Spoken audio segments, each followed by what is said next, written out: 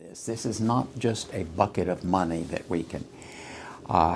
Many people, and I was one among those who initially thought, oh, hey, this is a great chance to pave all of our roads in Chestertown. Well, not quite, because while we can, if, for example, we had to dig in to repair pipes, then we can use some of the money to repair those roads. But road paving by itself is not one of the featured items.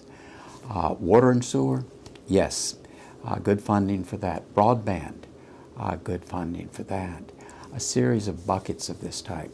Areas where sea level rise is also interesting. It does not have to be specifically related to COVID, but it's inspired by that. So it does provide us a good opportunity, and the funding is substantial. It's basically based on 3/4 of what the town would normally spend during the year. That including not only the regular town budget, but also the utilities budget. So that comes up between $3 and $4 million. Now, it's not all to be done this year.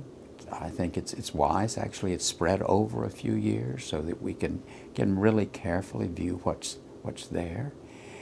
And I suspect we will inevitably come up with a wish list that far exceeds even that amount of money.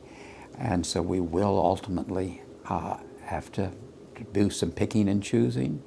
And while this task force will study the issues, they will make good recommendations, I'm sure, but the final vote, the final responsibility comes back to the mayor and council. This is one of the reasons that infrastructure spending is attractive. And if, for example, water, sewer, roads, broadband, to the extent that we have brought that up, improved the standard of that, then that means there'll be less maintenance for that in future years, thus more money left over that we can use to spend on other things, on recurring costs. But last thing I want to do is to set up with a lot of recurring costs that we simply can't fund in the out years. And I think there's some other positive financial news as well. And the other one is a bit of a surprise. When we realized we were in the midst of a pandemic and a recession, I had visions of 2008, which really hit Chestertown hard, and the impact of that recession lasted much longer here than it did in Washington or Baltimore, Philadelphia. And frankly, to my surprise, our finances actually came through quite well. Unlike some towns where their budget is based heavily on income taxes, which did take a hit, ours is primarily on property taxes. And as you know, property taxes continue on. In some sense, that's regressive. A person still owes property tax whether they lost their job or retired or whatever, but those property taxes continue. But in addition to that, we've had a great influx of people to town. We've had a building boom. If you look on Cannon Street, on Queen Street, particularly near Wilmer Park, major influx of housing. And a lot of the people who've moved in and bought older homes have invested in remodeling and restoring those homes. So that's been a very pleasant surprise. We're not out of the woods, but I think there's some very encouraging signs. And again, I'm cautiously optimistic. Yes, there's still a number of people who still need to get vaccinated. The encouraging part there is, boy, the public health department and the hospital are all out. They will go to your church, your club, your block party if need be, and give almost a smorgasbord of vaccinations, whichever one you prefer, whichever one you've had in the past, and plus the booster shot. All of that is available. And the data is just irrefutable. Those people who have been vaccinated, no, it's not going to 100% guarantee you're not going to get COVID, but it's a virtual guarantee that it'll be less serious. than it otherwise would have been.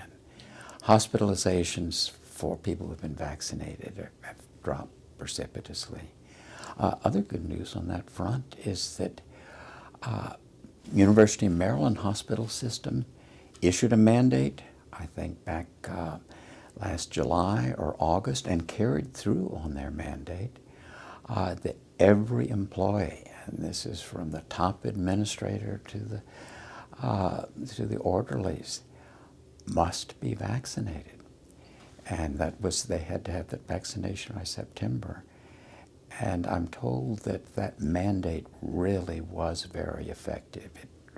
Yes, there were few people who held out and said, nope, I'm not going to do that. I'd rather find other work. But overwhelming majority of those people who had not been vaccinated, they responded positively to that mandate, and they have now been vaccinated. And that makes me feel more confident if I have to go to that hospital for any reason. Is this clear need to have greater transparency on the county taxes of Chestertown citizens and how that money is handled. As you know, people in Chestertown, all of us, pay taxes to the county at exactly the same rate as if we lived outside of the Chestertown boundaries. And all of that is on top of our town taxes, so it really is double taxation. And when I say everyone, that does include the poor. It includes people who are renting, because landlords will factor in that property tax when they set their rents. So it's not just a tax on the wealthy. It's not just a tax on the employed. It's a tax on everyone in the town. And what particularly strikes me on that, I mean, those of us in the town are subsidizing the county because this is a revenue stream for the county.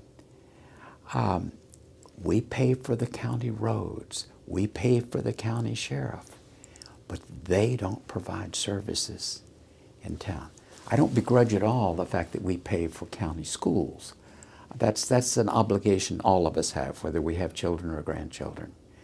But when it comes to roads and public safety, I don't think it's asking too much. You're right. Used to be. There was a time when that was the case throughout the state.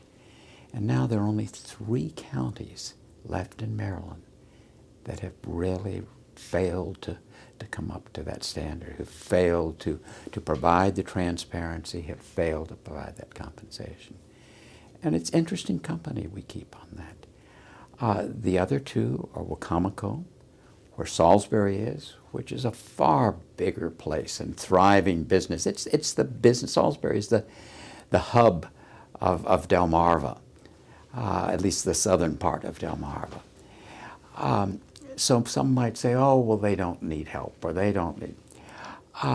The other one is Worcester County, where Ocean City is. And I can appreciate if I lived in Worcester and I looked at those McMansions over on the ocean, looked at the fact that bulk of those people don't even live there. They live in Philadelphia or Washington or wherever. So I can see people say, oh, there's that goose laying the golden eggs and we want to get part of it. Chestertown is not Ocean City. Anybody who wants to go and look at the data, look at the federal census on it. I know we have some wealthy people in Chestertown, but our median household income in Chestertown is 20% lower than the median household income countywide. We are subsidizing wealthier people, and that's got to stop.